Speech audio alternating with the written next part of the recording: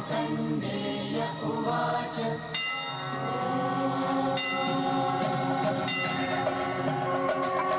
प्रथमं शैलपुत्रेति द्वितीयं ब्रह्मचारिणी तृतीयं चन्द्रघण्टेति कुष्माण्डेति चतुर्थकम् पंचमं स्कन्दमातेति षष्ठं कात्यायनी तथा सप्तमं कालरात्रीति महागौरीति च अष्टमं नवमं सिद्धिदात्री च नवदुर्गा प्रकीर्तिताः सिद्धिदात्री च नवदुर्गा प्रकीर्तिताः।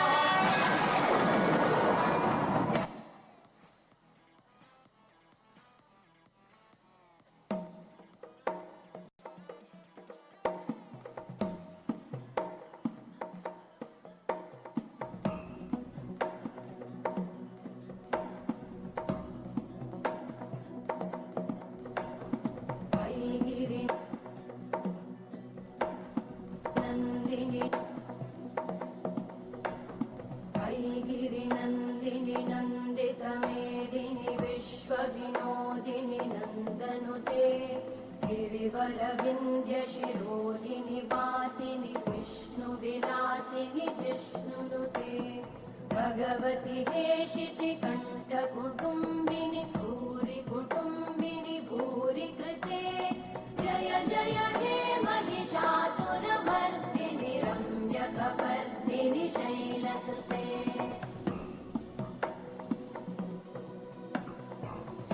सुरवरवर्षिणि दुर्धरधर्षिणि दुर्मुखमर्षिणि हर्षरते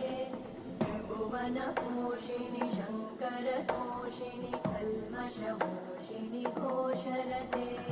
धनुजनिरोषिणि दितिसुतरोषिणि दुर्मदशोषिणि सिन्धुसुते जय जय हे महिषासुरमर्दिनि रम्यकपर्दिनि शैलसुते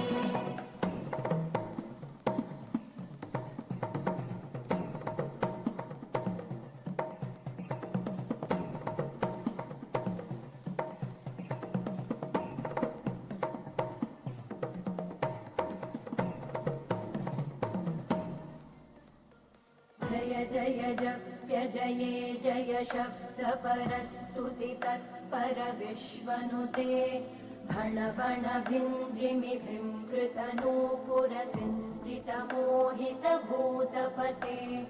नटित नटार्ध नटी नटनायक नाटित नाट्य सुगानरते